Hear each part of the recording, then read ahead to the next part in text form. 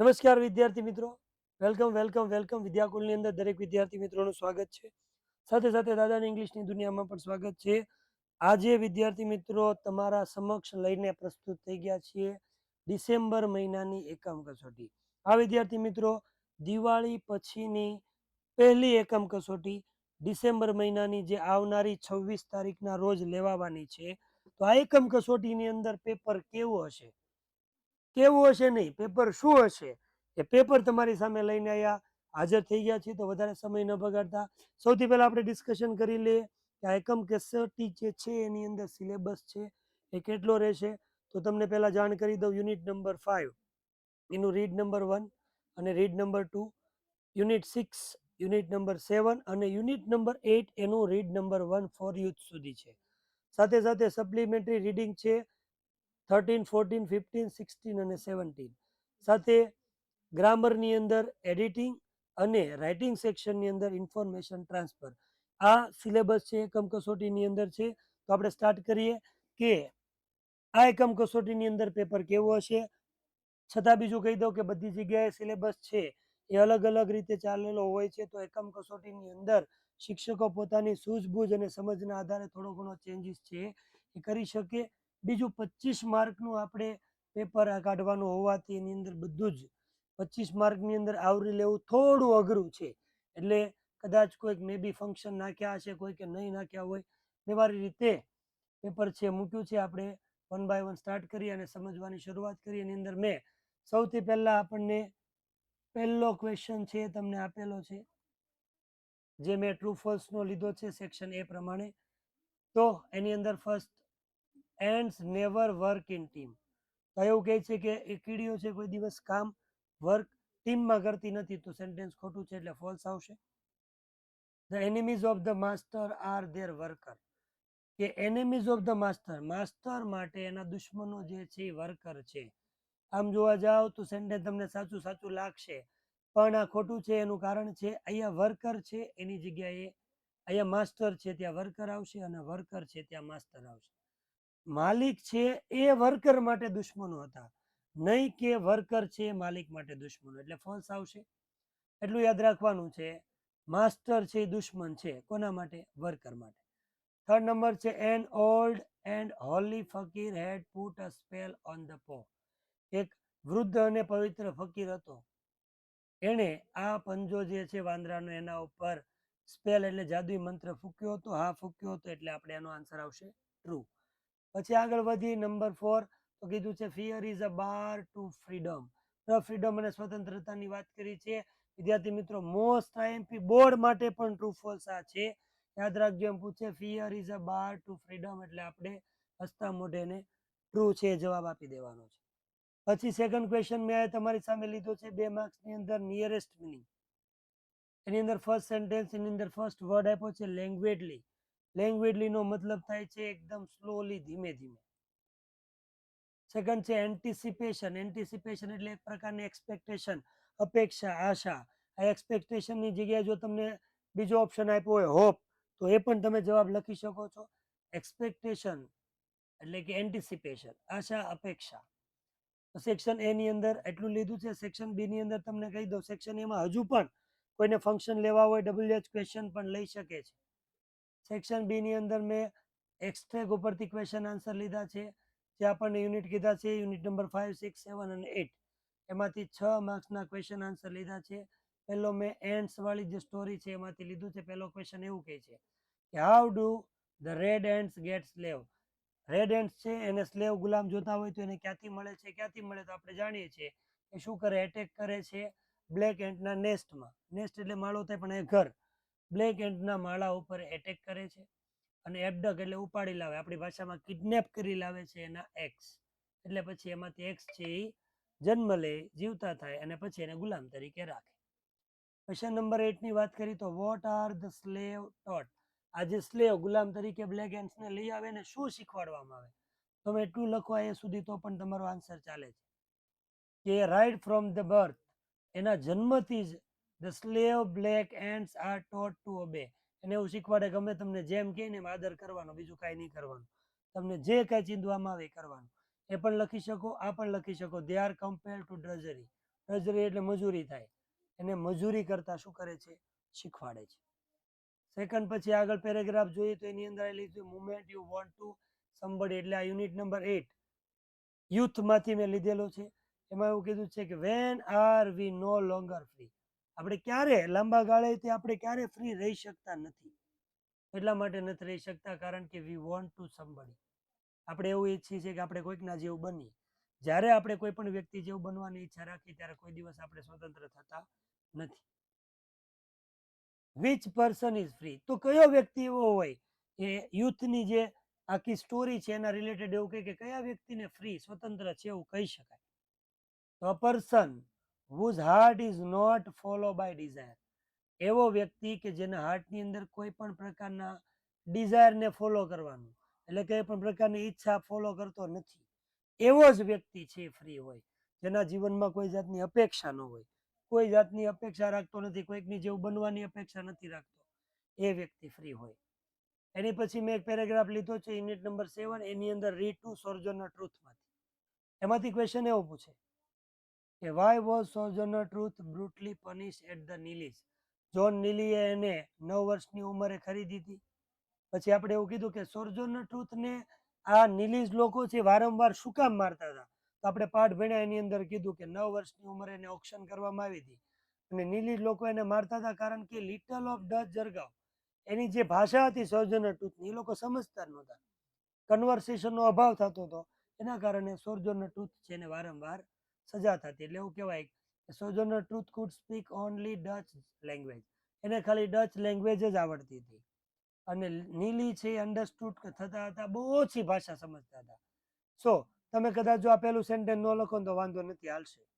સીધે સીધું બેઠે બેઠું તમે અહીંથી શરૂ કરી દો અને છેલ્લે અહીંયા જવાબ જે છે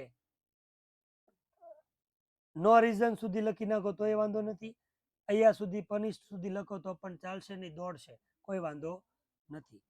નેક્સ્ટ ક્વેશ્ચન છે what advantage did Sojourner Truth get at the fisherman's house, John નીલીએ એક બાજુમાં ફિશરમેન હતો, ટાવેરનો જે માલિક, એને વેચી દીધી હતી. તો ત્યાં જઈને એને શું ફાયદો થયો? બરાબર, ત્યાં જઈને એને એડવાન્ટેજ શું મળ્યો? તો એડવાન્ટેજ એ મળ્યો તો અહીંયા જો સેન્ટેન્સની અંદર પેરેગ્રાફમાં કહું કે એને અહીંયા પોતાના જે અભિવ્યક્ત કરવા, એને જે કઈ વિચારો હતા, એને જે શબ્દો હતો, એ શબ્દોને અભિવ્યક્ત કરવા માટેનો જે એને ચાન્સ મળવો જોઈએ મળ્યો હતો. સીધે સીધું તમે અહીંથી લખી શકો તો ચાલે. Here she acquired the idiomatic expression which came to mark on. અહીંયા નો લખો ને એક્સપ્રેશન સુધી લખો તો પણ દોડશે, તમારો આન્સર સાચો જ કહેવાય છે. આ વાત થઈ ક્વેશ્ચન આન્સરની, એટલે ટેક્સ્ટ બુકની વાત કરી લીધી આપણે.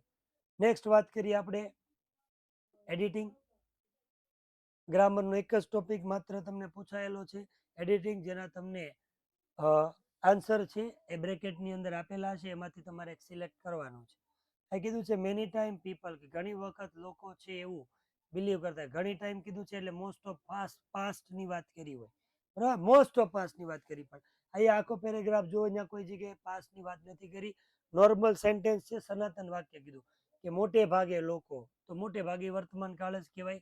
એટલા માટે અહીંયા તમને આન્સર આપ્યો છે બિલીવ, જે તમને આન્સર નીચે આપેલો છે. મેની ટાઈમ પીપલ બિલીવ, કે ઘણી વખત લોકો એવું માને છે, ઇન થિંગ્સ, એવી વસ્તુમાં માને છે. વસ્તુ કીધી છે એટલે ખબર છે, જો વ્યક્તિ કીધું હોય તો હુ આવે, વસ્તુ હોય તો આવે વિચ, એટલા માટે અહીંયા આન્સર આપ્યો છે વિચ, કે ઘણી બધી વસ્તુમાં માને છે. વિચ કે જે, આનું ગુજરાતી થાય કે જે, હુનો મતલબ પણ કે જે થાય પણ વ્યક્તિ માટે વપરાય છે. તો વિચ કે જે આર નોટ રિયલી, એ ખરેખર કેવી ન હોય? લોજિકલ ન હોય. લોજિક એટલે તર્ક થાય, લોજિક વાળી કેવું હોય તો એને કહેવાય લોજિકલ. એટલા માટે અહીંયા આન્સર આવશે લોજિકલ. આવી રીતે આન્સર તમે લખશો એટલે તમને 3 માર્ક્સ મળશે. આની પછી વાત કરી ફરીથી આપણને પોઈમ પણ આપેલી છે યુનિટની અંદર, યુનિટ 5 ની પણ પોઈમ છે આની અંદર, એટલે એ જ આપણે લીધું છે. તો તમને અહીંયા આપ્યું છે સ્લીપ, સ્ટ્રેન્થ, લવ, રેકગ્નાઇઝ, અન્ડરસ્ટેન્ડ. આ યુનિટ છે યુનિટ નંબર 5, એની તમને પોઈમ આપેલી છે. આપણને ક્વેશ્ચન એવો પૂછે કે how can we win strength, આપણે શક્તિ મેળવવી હોય, કોઈ પણ વ્યક્તિ છે એની પાસેથી આપણે તાકાત મેળવવી હોય તો કેના દ્વારા મળે? તો we can win strength by લવ. યાદ રાખજો ભાઈ, પ્રેમથી કોઈ પણ વ્યક્તિને જીતી શકાય, બરાબર, યાદ રાખજો. સ્ટ્રેન્થની વાત નથી કરી, બરાબર, કોઈ પણ વ્યક્તિને તમારે જો હરાવવો હોય તો યુદ્ધથી હરાવી શકો, બરાબર, પણ તમારે પોતાનો કરવો હોય ને તો ભાઈ પ્રેમ જ જોઈએ, એના વગર થાય નહીં. તો we can win strength by love. આગળ કીધું છે what happens it we hate our brother. જો આપણને એમ કે આપણે આપણા બ્રધર્સને હેટ કરવાનું, નફરત કરવાની, નિર્દા કરવાની, ઈર્ષા કરવાની, આ બધું કરીએ તો શું થાય? તો અહીંયા કીધું છે આપણે જ્યારે આપણા બ્રધર્સને જ્યારે આપણે પોતે શું કરીએ છીએ? હેટ કરીને, એટલે યાદ રાખવાનું આપણે પોતે જ શું કરીએ છીએ? આપણે પોતાને જ આ બધું કરીએ છીએ. શું કરીએ છીએ?